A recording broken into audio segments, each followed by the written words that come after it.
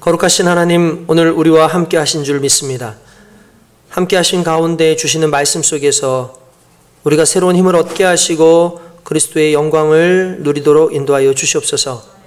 주님, 이 말씀을 듣는 이 순간에 악한 사단이 틈타지 못하게 하셔서 오직 말씀에 집중하게 하시고 하나님의 말씀을 통하여 가슴 뜨거워지는 귀한 시간 되게 하실 줄 믿습니다. 주님, 함께하여 주시옵소서. 예수님의 이름으로 간절히 기도드리옵나이다. 아멘. 할렐루야! 할렐루야! 하나님의 은혜가 오늘 저와 여러분들에게 넘치는 귀한 시간 될 줄 믿습니다. 우리 옆에 있는 분들한테 이렇게 얘기합시다. 자, 헛되이 은혜를 받지 맙시다. 시작. 자, 헛되이 은혜를 받지 맙시다. 헛되이 은혜를 받지 맙시다. 할렐루야.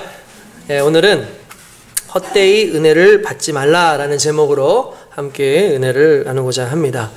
오늘 고린도후서 6장의 말씀은 바울이 고린도 성도들에게 특별히 자신의 심정을 담아서 이야기하고 있는 부분이다라고 볼 수가 있습니다. 오늘 이 말씀 속에 제가 아마 여러분들에게 스토리텔링을 좀 해드려야 될 것 같아요. 그래서 이 말씀이 도대체 어디서부터 기원이 됐고 그리고 그게 또 어떤 의미가 있으며 또 어떻게 우리가 받아들여야 되는가를 한번 좀 생각해 보기를 원합니다.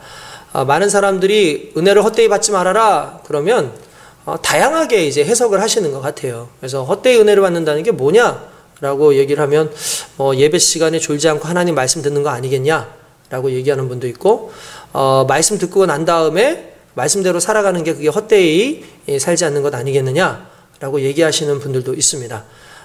그러나 오늘 성경이 말하고자 했던 그 헛되이 은혜를 받지 말라는 말씀의 그 깊이는 그보다 더 심오하고 오늘 우리에게 새로운 힘을 주는 말씀이기 때문에 오늘 저와 여러분들이 이 말씀 속에서 큰 은혜를 받을 수 있길 주님의 이름으로 축원드립니다. 오늘 본문 말씀에 먼저 살펴보니까 우리가 하나님과 함께 일하는 자로서 너희를 권하노니 하나님의 은혜를 헛되이 받지 말라. 이르시되 내가 은혜 베풀 때에 너에게 듣고 구원의 날에 너를 도왔다 하셨으니 보라 지금은 은혜 받을 만한 때요 보라 지금은 구원의 날이로다. 이렇게 되어 있습니다. 우리는 하나님과 함께 일하는 자입니다. 믿으십니까? 아멘. 우리는 하나님과 함께 일하는 자입니다. 함께 일한다는 게 어떤 의미일까요?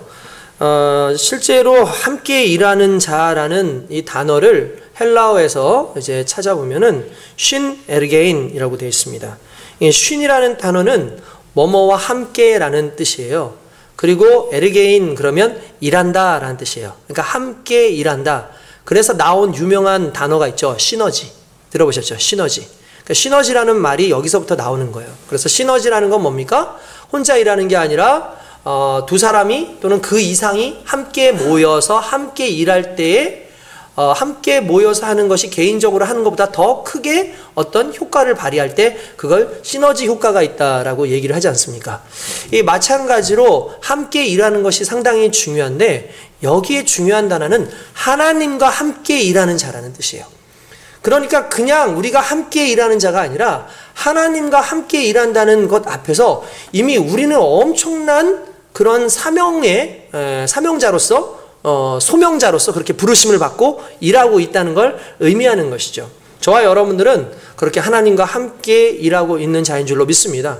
어떤 자들이 하나님과 함께 일하겠습니까? 함께 일한다라고 했을 때는 이런 의미가 있죠. 여러분들 생각해 보십시오. 하나님께서 여러분들하고 함께 일을 하시는데 여러분들이 일을 하지 않는다고 해서 하나님의 일이 이루어지지 않을까요?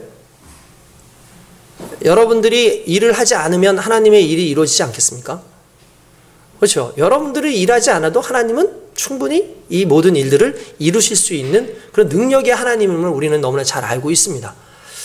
그런데도 불구하고 하나님께서 우리를 동역자로 부르시고 함께 일하시게 하셨다라는 그 자체는 이건 어마어마한 그런 의미를 가지고 있죠. 제가 혼자 일을 할 때가 이제 종종 있는데 제가 만약에 우리 정모 형제한테 전화를 합니다. 정모야 목사님이 이런 일을 하려고 하는데 너 좀 와가지고 좀 같이 좀 도와줄래? 그렇게 또 얘기를 합니다. 게다가 또 혁아 목사님이 이런 일을 하려고 그러는데 좀 같이 좀 와서 일 좀 해주겠니? 얘기를 합니다. 이게 본인들이 뭐 바빠요. 엄청나게 바쁜데도 불구하고 제가 일부러 부르면 목사님 저도 바쁜데 그러면서도 오겠죠. 와가지고 같이 일을 합니다. 저 혼자 일을 했을 때에는 일이 적어도 별로 신이 안 나는데 두 친구가 같이 와서 일을 같이 한다고 해본다고 생각을 해보십시오. 얼마나 재밌게 할 수 있겠습니까? 이건 정말 중요하죠. 어제 우리 청년들이 청소하는 날인데 어제는 이제 우리 청년들이 많이 바빴던 것 같아요. 그래서 이제 우리 회장하고 회장과 상당히 가까운 어떤 자매하고 같이 이제 청소를 이제 둘이 아주 열심히 잘 했더라고요. 이쁘더라고요. 근데 저는 그런 생각해요. 하면서 얼마나 재밌었을까 라는 그런 생각이 들더라고요. 여러분, 내가 사랑하는 사람과 내가 좋아하는 사람과 일을 같이 하는 건 효율도 있지만 하는 것 자체가 기쁘죠. 하나님이 우리를 부르신 목적, 우리를 일시키는 목적이 그런 겁니다. 그러니까 내가 단순히 일하는 데 하나님의 목적이 있는 것이 아니라 내가 일하는 순간 하나님과 교제하는 거예요. 내가 일하는 순간 하나님과 함께 한다라는 건 그 하나님의 그 관심과 그 하나님의 영역 속에 내가 함께 들어가는 것을 의미하기 때문에 하나님과 함께 일하는 사람들은 하나님께로부터 사랑받는 자들이다라는 그 공식이 자연스럽게 일어나고 있다는 걸 믿으시길 바랍니다. 그래서 저와 여러분들이 하나님과 함께 일하는 사람들인데 하나님과 함께 일하려면 조건이 하나 있어야 돼요. 함께 일하려면 반드시 같은 목적을 가지고 있어야 됩니다. 같은 목적이 아닌 상황에서 함께 일을 한다는 건 쉬운 일이 아닌 거죠. 그래서 적어도 하나님의 사역은 하나님과 같은 관심 분야에 하나님의 그 가슴을 가지고 일할 때에 그때 더 효과적이고 더 아름다운 어떤 그런 관계가 형성이 되게끔 되어 있습니다. 같은 일을 하고 같은 목적을 하는데도 불구하고 주인이 다르고 또 일하는 사람들의 마음이 달라버리면 어떻겠습니까? 이게 상당히 참 가슴 아픈 일 아니겠습니까? 심지어 이 성경에서는 좀 이거와 반대되는 이야기로서 14절 방금 본 그 고린도 후서 6장 14절에 보면 이런 얘기가 나와요. 너희는 믿지 않는 자와 멍에를 함께 매지 말라라고 얘기를 해요. 그러니까 우리는 하나님과 함께 일하는 자고 너희에게 부탁할 것은 믿지 않는 자와 멍에를 같이 매지 말라라는 그 뜻 속에는 많은 의미가 있을 수 있겠죠. 사람들이 그러면은 우리는 믿지 않는 사람들하고는 아예 어울리지도 말라는 얘기냐?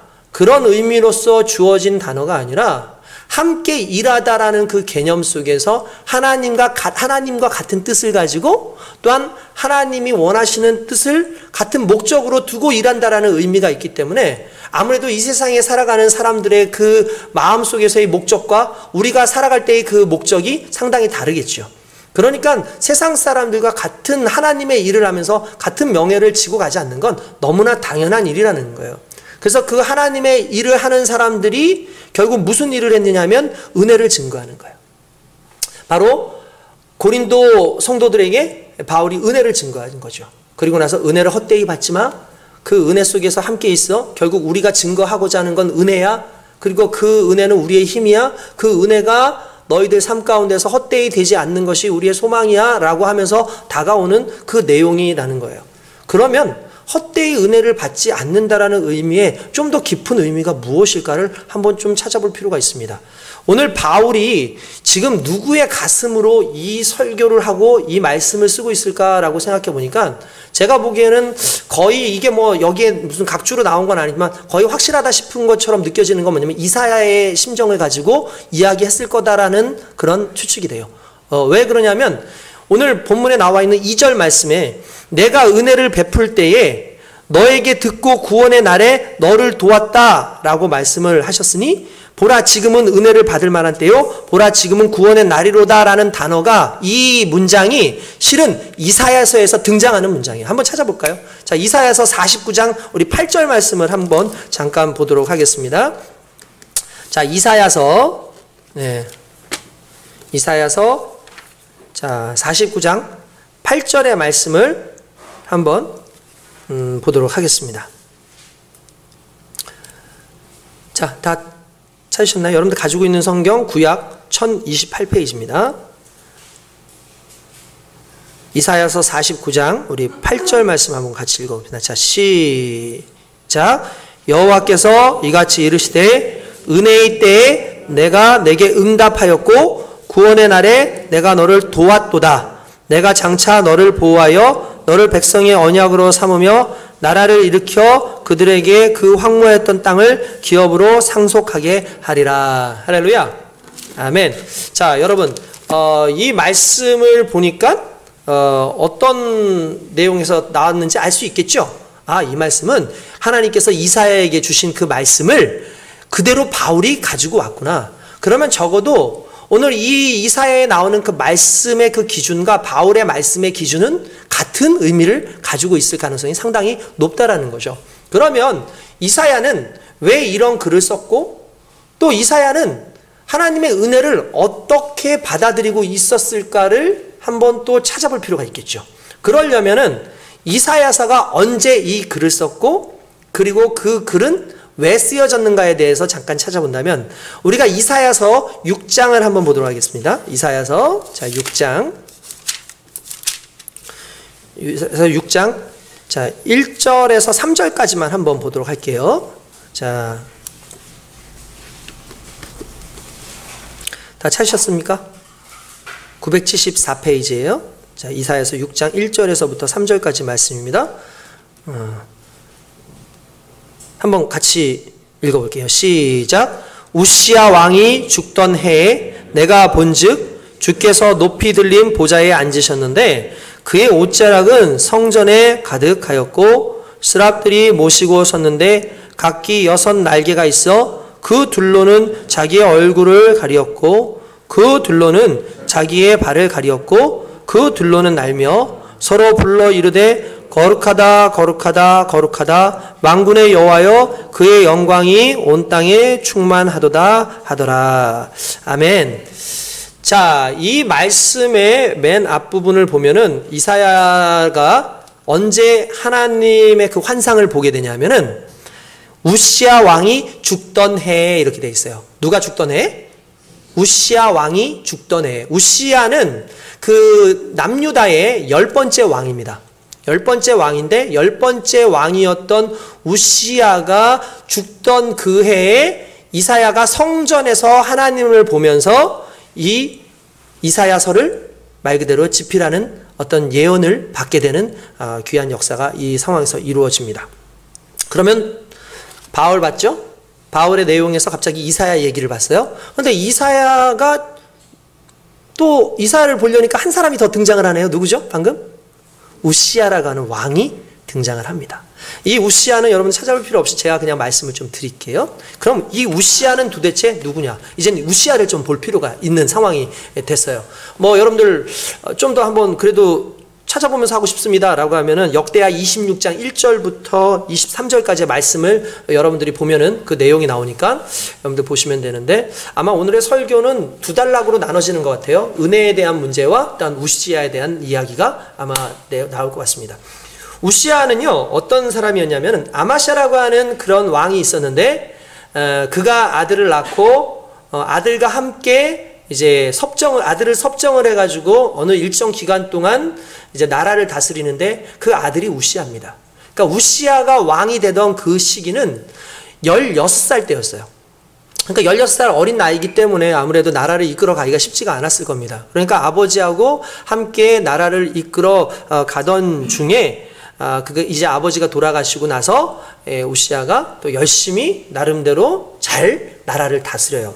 이 우시야에 대한 평가를 성경에는 어떻게 얘기하냐면은 이 역대하 26장 4절 보니까 이렇게 나와있어요. 우시야가 그의 아버지 아마샤의 모든 행위대로 여호와 보시기에 정직하게 행하며. 그러니까 어떤 왕이었어요? 여호와 보시기에 정직한 왕이었다.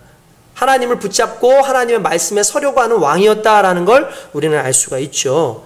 그런데 그가 그렇게 설 수 있었던 이유가 무엇이었을까? 물론 아마샤의 그 아버지의 그 선대의 모습을 봤을 수도 있겠지만 실은 그를 그렇게 하게끔 했던 이유가 하나 있었는데 5절에 보니까 그렇게 나오더라고요. 하나님의 묵시를 밝히 아는 스가랴가 사는 날에 하나님을 찾았고 그가 여호와를 찾을 동안에는 하나님이 형통하게 하셨더라. 할렐루야.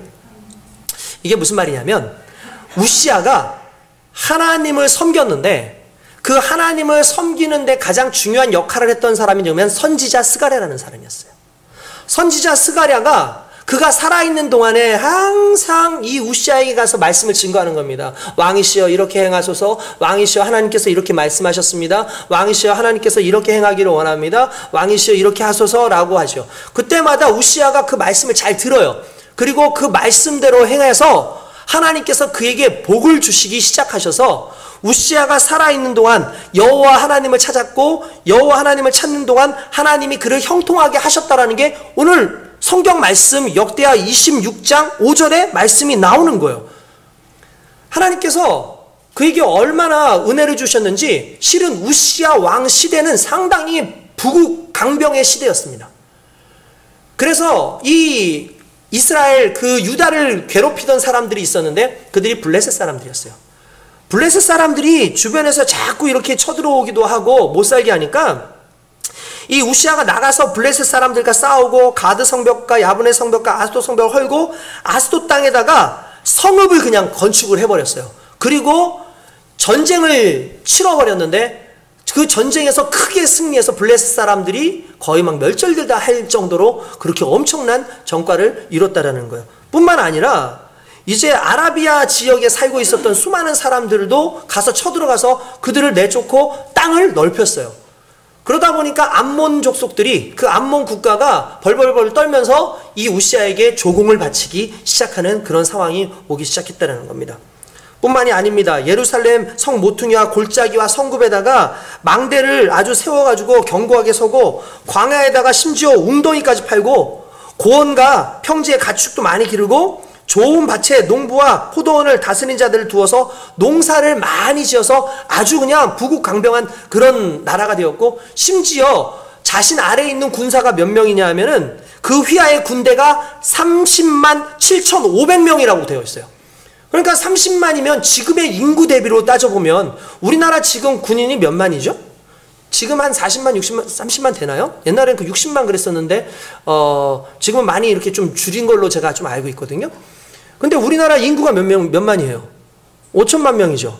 5천만 명 중에 60만 명이라고 해도 어마어마한 숫자인데 이 당시에 숫자가 5천만이 안 된단 말이에요. 기껏 해봐야 몇백만 명도 안 되는 그런 시기에 군사만 30만 명이라고 하면 어마어마한 그런 상황인 거죠. 거기에다가 이 군인들이, 당시에는 군인들이 자비량으로 거의 군대에서 일을 했어요. 일을 하다가 군 복역을 하다가 또 와서 일을 하다가 또 부르면 또 군대 가서 이런 식으로 했는데, 그러다 보니까 창이라든지 칼이라든지 이런 도구들이 대부분 자기들이 직접 가지고 와서 그걸로 싸워야 되는 그런 상황인 거예요.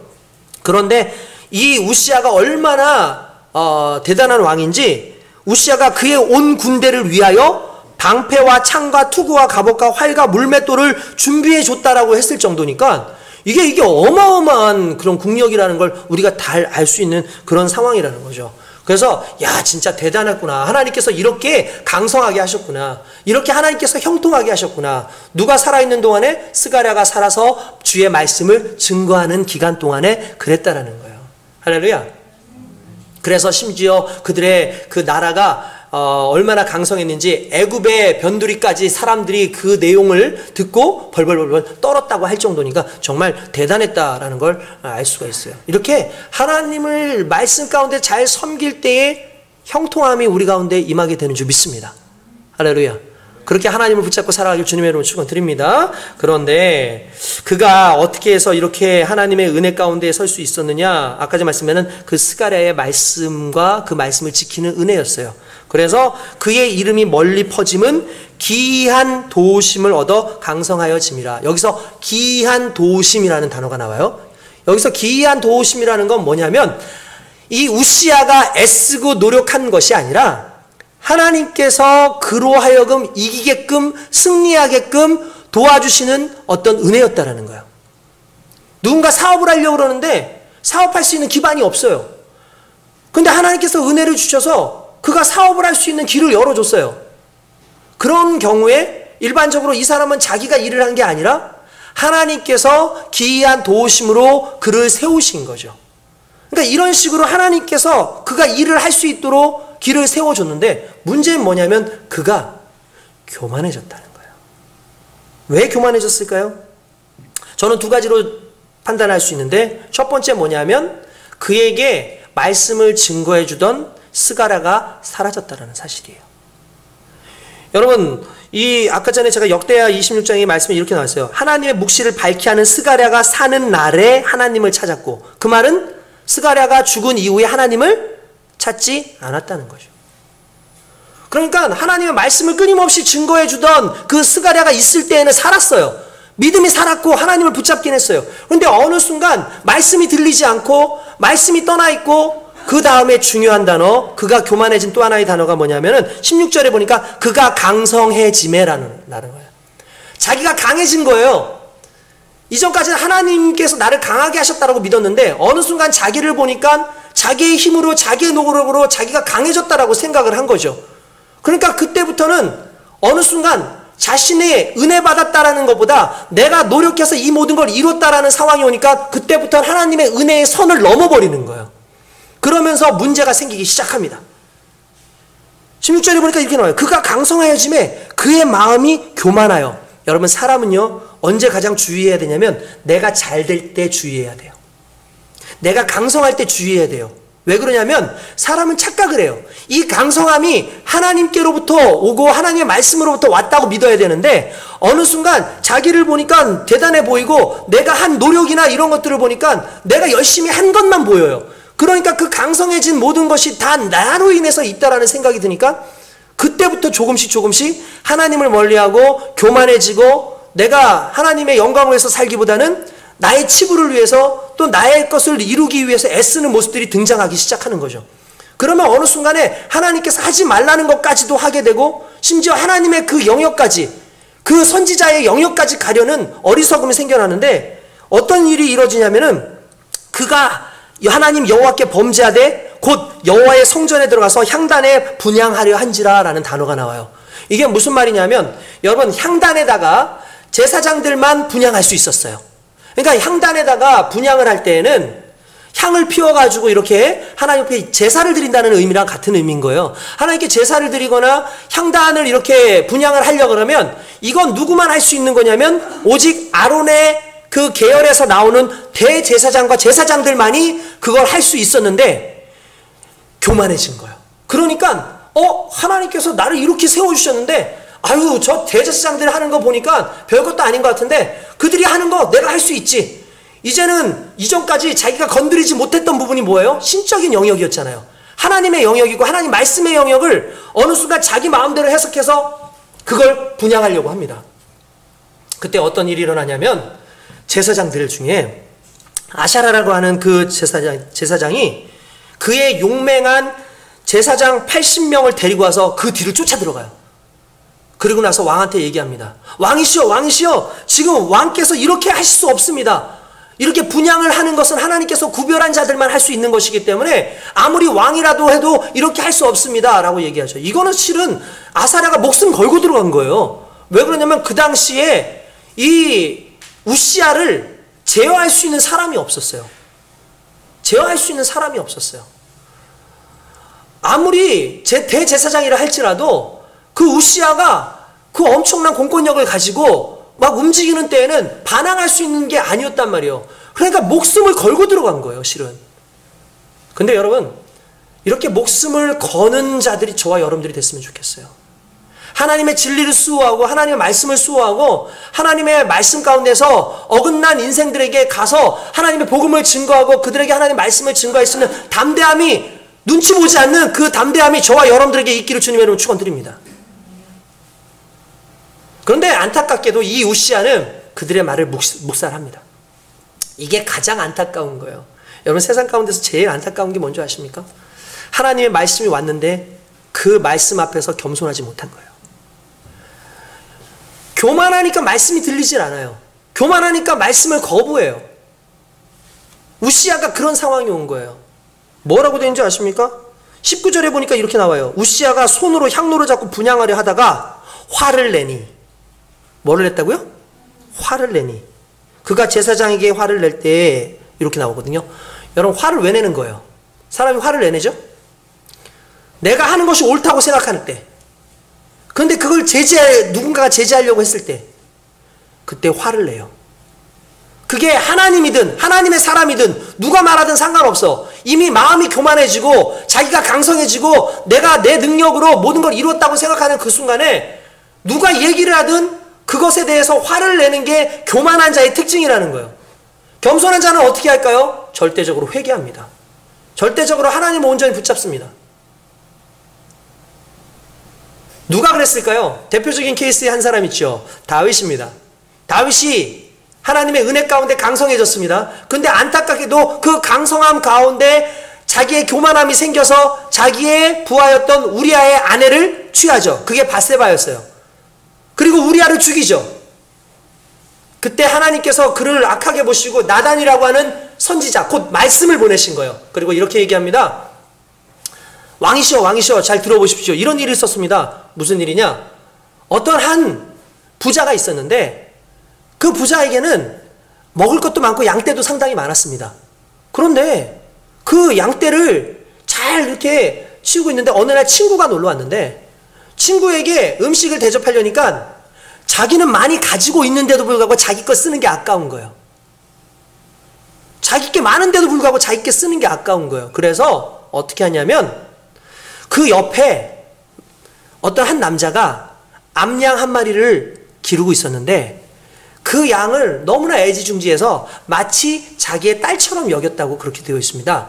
그런데 그 사람에게서 암양 한 마리를 뺏어 와가지고 그걸 잡아서 친구에게 대접을 했습니다 라고 그렇게 이야기를 합니다. 그 이야기를 들은 다윗이 어떻겠어요? 분노하죠. 어떤 놈이 감히 이런 파렴치한 놈이 있냐? 지 물건도 많고 지 것도 상당히 많은데 어떻게 남의 걸 뺏어가지고 남을 대접하느냐? 이 아주 나쁜 놈이구나 라고 그렇게 얘기를 한 거예요. 내가 그냥 두지 않겠다고, 내가 그놈을 죽이겠다고. 그러니까 갑자기 나단 선지자니 벌떡 일어나서 외칩니다. You are the man! 당신이 바로 그 사람입니다 라고 다윗에게 얘기해요. 그때 다윗이 어떻게 하죠? 꼬꾸라집니다. 무릎을 꿇습니다. 그리고 펑펑 울면서 하나님한테 회개를 합니다. 하나님, 내가 잘못했습니다. 하나님, 내가 잘못했습니다. 이게 겸손한 사람들의 특징이에요. 하나님 앞에 자기 죄를 고하고 내가 교만해졌음을 인정하고 하나님의 말씀과 멀리 떨어져 있음을 인정하고 하나님이 원하시는, 하나님과 함께 일하는 자가 아니라 내가 원하는 삶을 살아가는 그런 인생이었음을 고백하고 돌아오는 자는 하나님이 용서하시고 그를 맞아주시고 그에게 은혜를 주신다라는 사실이에요. 할렐루야. 그러나 우시아는 그렇게 하지 않습니다. 어떻게 됐을까요? 우시아가 화를 내면서 아마 사람들한테, 병사들한테 저들을 끌어내라 아마 그렇게 얘기했으려고 했을지도 몰라요. 물론 성경에 나와 있진 않아요. 그런데 갑자기 그때 하늘에서 한 빛이 왔겠죠? 그의 얼굴을 쪼옵니다. 그 순간에 얼굴에 나병이 발생하면서 온몸에 나병, 흔히 말하는 문둥병이 들게 됩니다. 대제사장이 그걸 보니까 놀랐어요. 왜 놀랐을까요? 성전 안에는 나병 환자가 들어올 수 있어요? 없어요? 없어요. 자기가 왕이라서 들어왔을지 모르겠지만 하나님께서 그를 나병 환자로 만드셨어요. 그러니까 아무리 왕이라 할지라도 그 안에 머물 수 없으니까 쫓겨나가면서 왕도 스스로 하나님께서 나에게 진노하셨구나라는 걸 깨닫고 나왔어요. 그리고 어떻게 된 줄 아십니까? 그 다음부터는 사람들을 만나지 못합니다.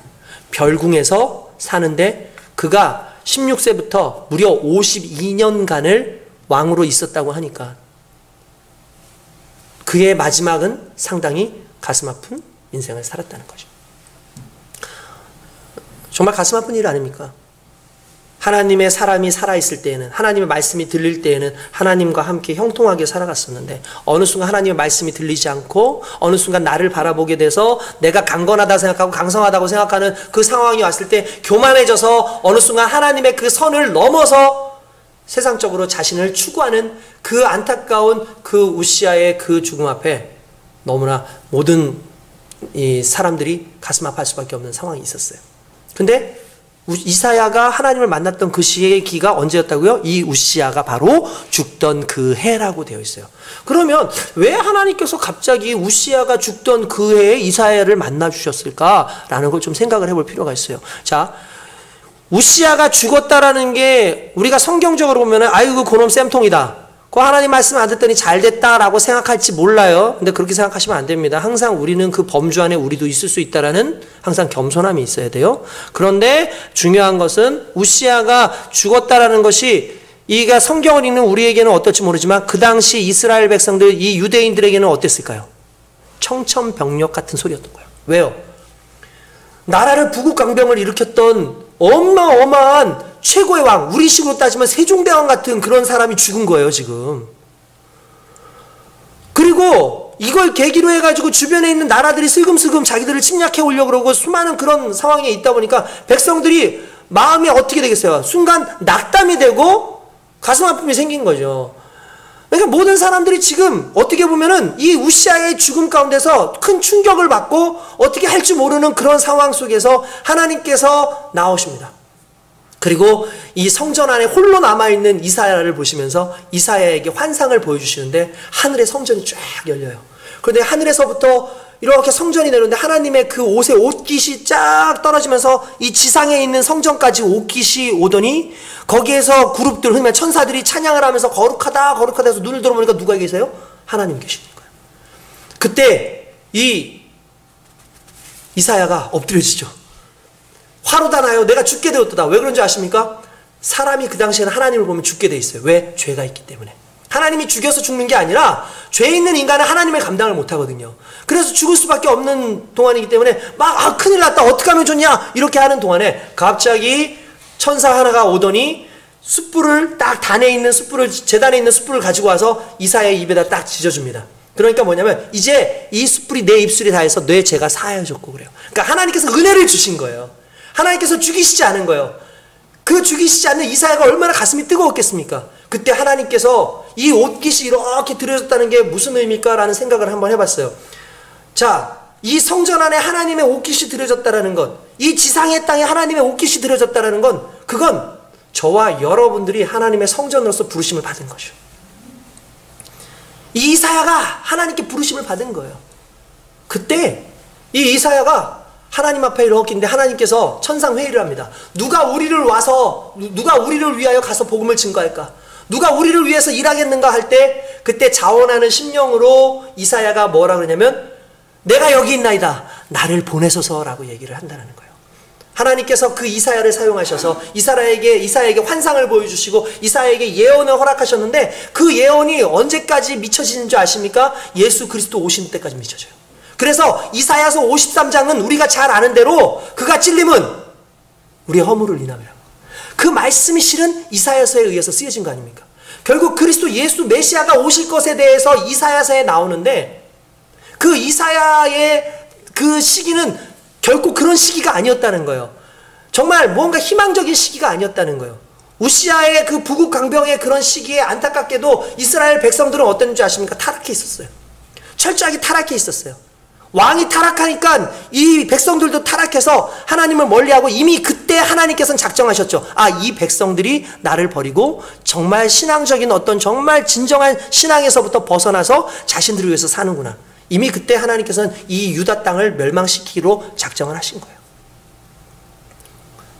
그런 상황이 바로 이사야에 나오는데 이사야가 그 환상들을 보니까 가슴이 아프겠어요? 안 아프겠어요? 내 동족이 이제는 이 멸망 가운데 있고 바벨론에 와가지고 침략을 당해서 쫓겨나가고 이 자기의 땅이 황폐화되어지는 어떤 그런 상황 가운데 있는 걸 보게 된 거예요. 이런 걸 보게 되다 보니까 이사야가 너무나 속상하죠. 너무나 가슴 아프죠. 희망이 없어요. 아, 이제 우리에게 더 이상 희망이 없구나. 우리에게 더 이상 희망이 없구나. 라고 하는 그때에 오늘 아까 전에 제가 말씀드렸던 이사야서 49장에 나와 있던 그 말씀 8절에 여호와께서 이같이 이르시되 은혜의 때에 내가 내게 응답하였고 구원의 날에 내가 너를 도왔도다. 무슨 말입니까? 성도들이 이스라엘 백성들이 포로로 70년 동안 끌려가가지고 거기서 막 울면서 막 괴로워하면서 힘들어하는 그 모습을 하나님께서 보시고 이제 내가 너희한테 응답을 할게. 내가 너희한테 응답을 할게. 내가 너희를 구원할게. 지금이 은혜의 때야. 지금이 구원받을 때야. 라고 그렇게 말씀을 하시는 그런 과정인 거예요. 그러면서 이 은혜에 대해서 이야기를 하시는데 그럼 여기서 이제 중요한 게 나옵니다. 뭐냐면 지금 환상을 보니까 70년 동안 포로로 있는 시기예요. 근데 하나님께서 구원하시겠다. 은혜 주시겠다. 그것도 내가 너희를 구원해 줄게 라고 말씀 안 하시고 여기 보니까 8절에 보니까 이렇게 나와요. 내가 내게 응답하였고 구원의 날에 너를 도왔도다. 과거형으로 나오죠. 뭐죠? 아니 예언인데 아직 이루어지지도 않은 일인데 구원하였고 도왔도다라는 단어가 과거형으로 나와요. 왜 과거형으로 나왔을까요? 이게 독특한 예언자들의 어법인데 앞으로 될 것이다가 아니라 이미 되었다라고 하는 건 하나님께서 확실하게 이루셨다라는 걸 의미하는 거예요. 과거형을 사용함으로 말미암아 될 것이다가 아니라 하나님께서 이미 그렇게 하게끔 해놨다라고 말씀을 하시는 거죠. 그런데 포로기에 사는 백성들에게 과연 하나님께서 내가 너희를 구원해서 다시 돌아오게 하고 위대한 성을 짓게 해줄게 라는 말이 믿어질까요? 여러분 봅시다. 하나님께서 너희가 이 땅에 돌아와서 제대로 된 삶을 살게 해줄게 라는 말에는 반드시 뭐가 전제적으로 붙어 있어야 돼요. 조건이 뭘까요? 하나님께서 너희를 예루살렘에 멋있는 다시 그 성전을 짓게 하고 성벽을 짓게 하고 너희가 정말 모든 사람들한테 귀감이 되는 그런 민족이 되게 할 거야 라는 말을 하셨다면 먼저 뭐가 전제가 되어야 되냐면은 포로로부터 구원을 받아서 이스라엘로 와야 돼요. 그런데 이스라엘 백성들한테나 이사야에게 그게 믿어질까요? 믿어질 수 있는 상황이 아닌 거예요. 왜 그럴까요? 앞이 안 보여요. 옛날에 제가 한번 여러분들 말씀드린 적이 있는데 이스라엘 사람들이 우리나라 사람들이 일본 사람들한테 식민지로 살 때 초기에는요 아주 독립운동을 많이 했어요. 대한독립 만세 하면서 다들 독립운동을 하는데 점점 독립운동이 사라지다가 심지어 30년이 지나고 난 어느 시점에는 애국지사라고 하는 수많은 사람들이 다 배신을 합니다. 그리고 나서 일본 편에서 해요. 춘원 이광수라든지 이런 사람들도 나중에는 일본 사람들이 식민지에서 군인들 갈 때 황제를 위하여 천황을 위하여 일하는 것은 상당히 영광스러운 거라고 그러면서 글까지 썼으니까 최남선 같은 경우도 그렇게 글을 썼으니까 민족을 위해서 부르짖던 사람들이 어느 순간 일본을 위해서 부르짖는 거예요. 나중에 그 사람들이 독립이 되고 난 다음에 해방이 되고 난 다음에 불러가지고 당신들 왜 이랬느냐? 왜 이런 식으로 했느냐? 그러면서 막 검사들이 묻고 하니까 뭐라냐면 그때 해방될 줄 몰랐으니까. 그렇게 얘기를 했어요. 그게 무슨 말인지 아십니까? 당시 일본이 어떤 시기였는지 아세요? 아시아 전역을 다 삼켰어요. 중국도 이겼어요. 저 만주를 세웠잖아요. 만주국 같은 경우도 아예 그냥 자기네들 걸로 했잖아요. 거의. 뿐만 아니라 러시아도 거의 무너뜨리고 필리핀 일대까지 다 무너뜨리고 심지어는 난공불락이라고 생각했던 이 미국까지도 진주만을 공격해가지고 막 그런 막 상황이 생기니까 지식인들이 더 이상 일본이 무너질 거라고 생각하지 못했던 거예요. 그러니까 독립이나 해방에 대한 꿈이 있었겠어요? 없었겠어요? 없었죠. 이게 그런 상황인 거예요. 이사야가 보니까 또는 백성들이 보기에 이 이사야의 말은 믿어지지가 않는 거죠. 왜? 그 현실로 따지고 본다면 포로로 70년 동안 잡혀가 있는 동안에 무슨 수로 다시 돌아옵니까? 가능하지 않죠. 그런데 가능해졌어요? 안 가능해졌어요? 가능해졌어요. 왜요? 하나님이 약속하셨거든요. 자, 이 말씀이 오늘 바로 우리가 보는 고린도후서 6장 1절에서 2절의 말씀인 거예요. 은혜를 헛되이 받지 말라는 말이 무슨 의미냐면 이런 거예요. 너희가 지금 힘들지, 어렵지, 근데 너희는 하나님의 일하는 사람들이야. 그래서 하나님과 함께 일하는 자기 때문에 반드시 하나님께서 약속하신 걸 너희 삶 가운데 이루어 주실 거야. 그게 은혜야. 그런데 그 은혜가 이루어지기는 상황 속에서 쉽지는 않아 라고 얘기하는 거예요. 무슨 말이냐? 이런 거예요. 우리가 이 직분을 받았어. 하나님의 은혜의 직분을. 그렇죠? 그런데 이제 다시 고린도후서 6장에 보니까 이렇게 나와요. 어떤 식이냐면 모든 일에 하나님의 일꾼으로 자천하여. 이사야는 어땠어요? 주여 나를 보내셔서 자천했죠. 바울의 가슴이 이사야의 가슴과 똑같은 거예요. 그런데 뭐라고 얘기를 하냐면 자천하여 많이 건디는 것과 환난과 궁핍과 고난과 매맞는 것과 갇힘과 난동과 수고로움과 자지 못함과 먹지 못함 가운데서도 이렇게 나와요. 무슨 말이냐면 하나님의 은혜를 약속하셨는데 지금 현실은 어떻다는 거예요? 힘들어요. 너무 현실이 너무 힘들다고요. 매맞아요. 갇혀요. 난동이 막 있어요. 수고로움이 있어요. 자지도 못하고 먹지도 못해요. 환난과 궁핍이 있어요. 많이 견뎌야 돼요. 그런 가운데 있다고요. 그러면 내게 지금 다가올 이 은혜가 믿어져요? 안 믿어져요? 안 믿어진다니까요. 그게 잘 안 믿어져요.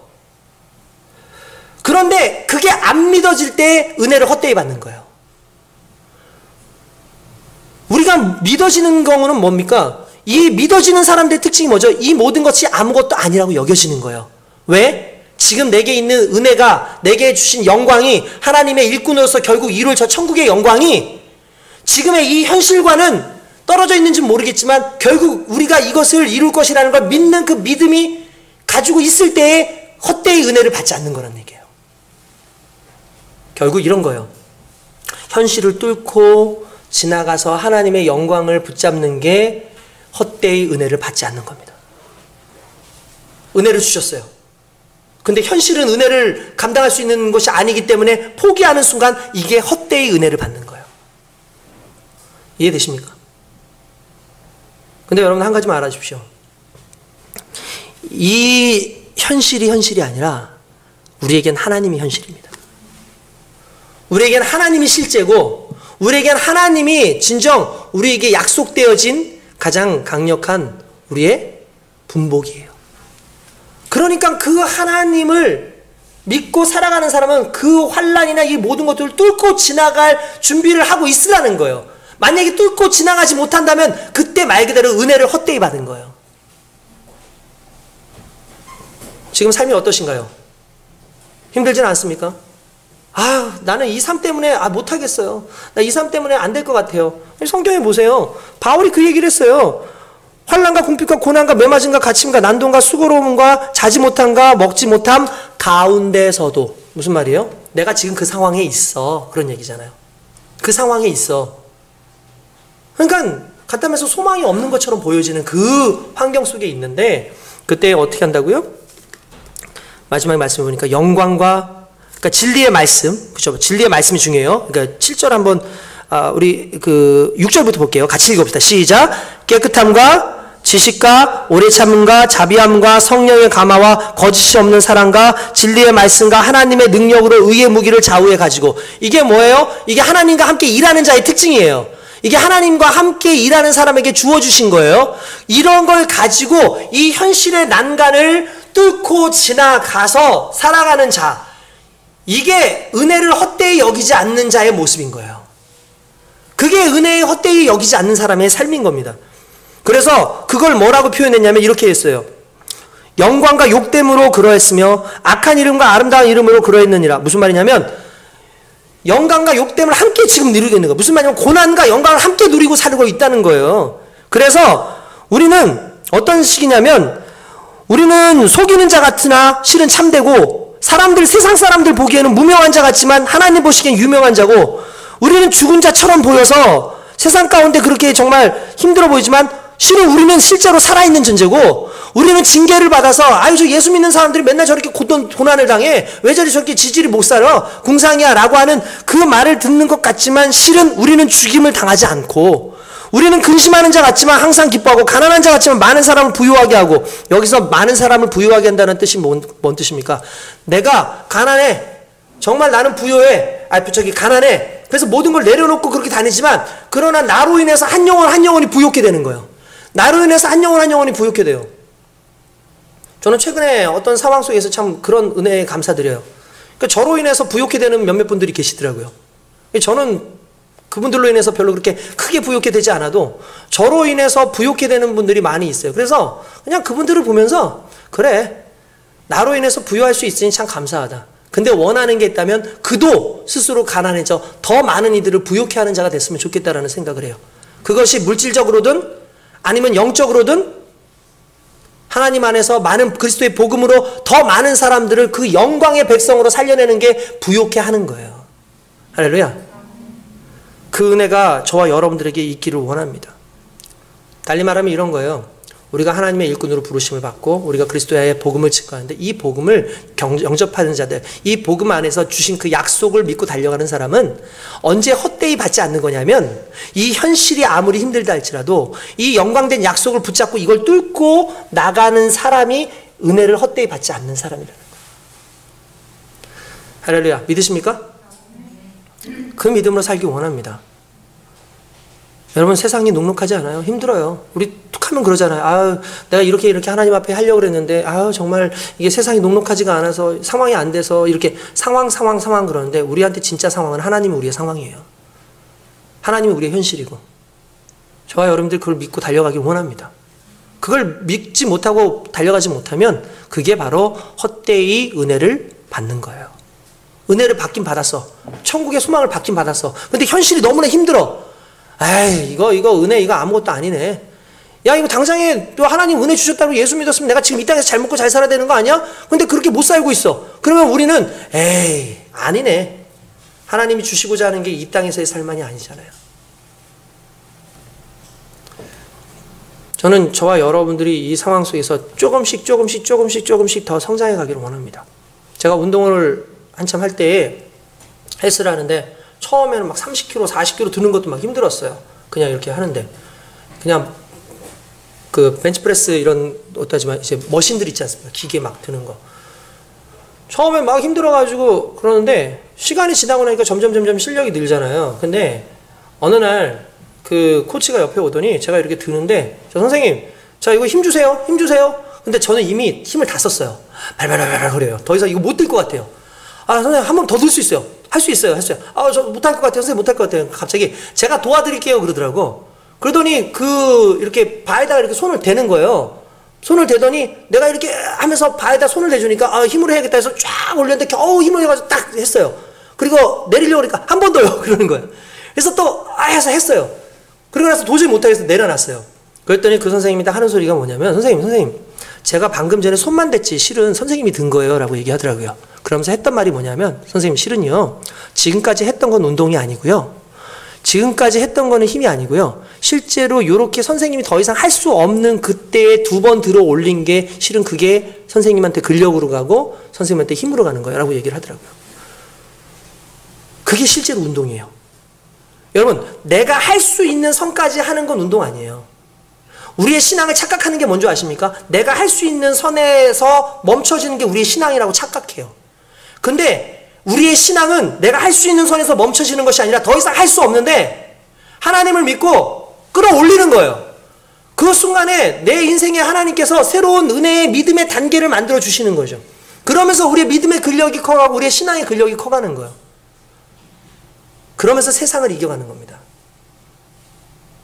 하나님을 바라보고 하나님 약속하신 그 부분에 대해서 소망을 가지고 살아가는 게 우리 믿는 자들의 헛되이 은혜를 받지 않는 모습이라는 걸 믿으시길 주님의 이름으로 축원드립니다.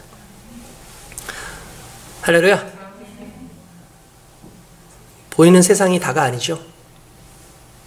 하나님은 반드시 우리에게 주신 그 은혜 속에서 나와 함께 하신 줄 믿습니다. 그 은혜 속에 살길 저와 여러분들이 되시길 주님의 이름으로 축원드립니다. 기도하겠습니다.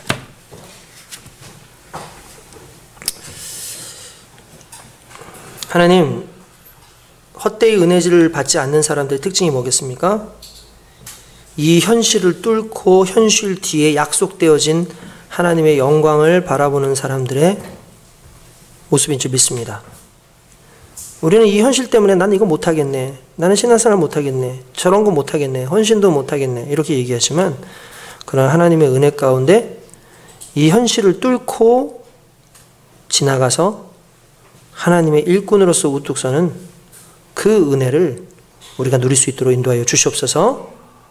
우리 시간에 주님 한 번으로 같이 기도하겠습니다.